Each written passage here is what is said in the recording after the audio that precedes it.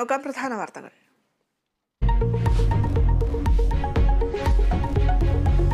EP. Jayarajan വധശ്രമ ഗൂഢാലോചന കേസിൽ K Sudhakaran ആശ്വാസം. സുധാകരൻ കുറ്റവിമുക്തൻ. കേസ് ഹൈക്കോടതി റദ്ദാക്കി. ഗൂഢാലോചന തെളിയിക്കാനായില്ലെന്ന് കോടതി. സർക്കാർ അപ്പീൽ പോകുമെന്ന് ഇ.പി. ജയരാജൻ. ജ്ഞാനായ സഭയുടെ നിർണായക അസോസിയേഷൻ കോട്ടയത്ത്. ഭരണഘടനാ ഭേദഗതികൾ പരിഗണനയിൽ. പാത്രിയാർക്കീസിന്റെ അധികാരങ്ങൾ പരിമിതപ്പെടുത്തിയേക്കും. മന്ത്രിപദത്തിന് അവകാശവാദം ഉന്നയിച്ച് കുട്ടനാട് എം.എൽ.എ. തോമസ് കെ തോമസ്. മന്ത്രിപദം പങ്കിടാമെന്ന എൻ.സി.പിയിൽ ധാരണയുണ്ടായിരുന്നു. എൽ.ഡി.എഫിന് നൽകിയ കത്ത് പരിഗണിക്കണമെന്നാവശ്യപ്പെട്ട് മുഖ്യമന്ത്രിയെ കാണും. മന്ത്രിപദം ആവശ്യപ്പെടുന്നത് ദേശീയ നേതൃത്വത്തിന്റെ അറിവോടെയെന്നും തോമസ് കെ തോമസ്.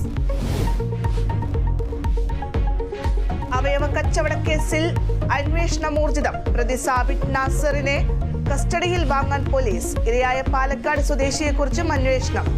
ശരിയായ രീതിയിൽ അന്വേഷണം പുരോഗമിക്കുന്നുവെന്ന് എറണാകുളം റൂറൽ എസ്.പി. IPL-ൽ ആദ്യ ഫൈനലിസ്റ്റിനെ ഇന്നറിയാം. ആദ്യ പ്ലേ ഓഫിൽ കൊൽക്കത്തയെ ഹൈദരാബാദിനെ നേരിടും. മത്സരം രാത്രി 7:30 അഹമ്മദാബാദിൽ.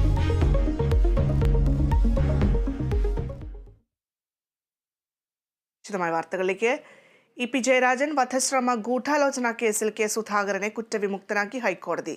സുധാകരനെതിരെ ഗൂഢാലോചന കുറ്റം തെളിയിക്കാനായില്ലെന്ന് കോടതി വ്യക്തമാക്കി.